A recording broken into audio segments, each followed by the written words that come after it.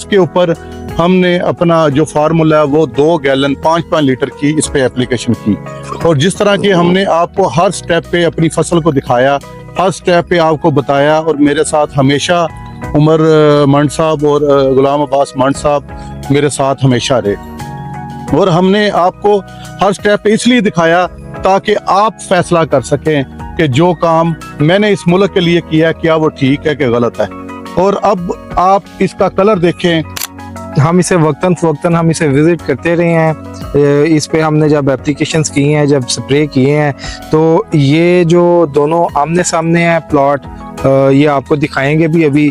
ये मुसलसल इसकी हेल्थ उससे बेहतर है। इसका नीचे से जो नंबर ऑफ टीलर की जो अपनी हेल्थ है और उसकी हाइट।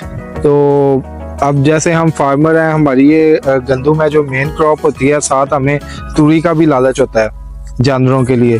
तो उस एतबार से भी देखें